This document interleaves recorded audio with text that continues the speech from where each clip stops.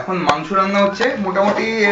আমি যে মাংসটা রান্না করি খাওয়া যায়, নিন্দুকে অনেক রকম অনেক কথা বলেই থাকে, কিন্তু আমার মাংসটা খুব একটা খারাপ হয় না। আমার মাংসের যেটা আমি স্পেশাল পদটা রান্না করি সেটার নাম হচ্ছে পার্থ স্পেশাল।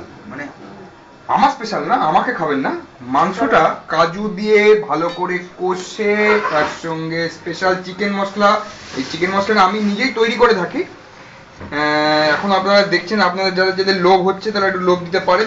এই যেটা দেখছেন আজকে সকালেই নিয়ে এসেছি, একদম কচি একটা মুরগি, তার সুন্দর লেগ পিস দেখতে পাচ্ছেন নিশ্চয়ই। এই যে আমার মুখের দিকে তাকান, এই যে কচি সুন্দর লেগ পিস। এবার এটাকে আপনারা দেখছেন ঝোল মোটামুটি আছে, এবার এটাকে আস্তে আস্তে কষাতে হবে। কষার পরে অল্প আলু এবং লাস্টে গরম মশলা, অল্প করে টমেটো, হট আনসার সব। মাংসের যে টেস্ট হবে না, মানে কি বলবো, ফার্স্ট ক্লাস ফার্স্ট ক্লাস। বন্ধ করে দিলাম।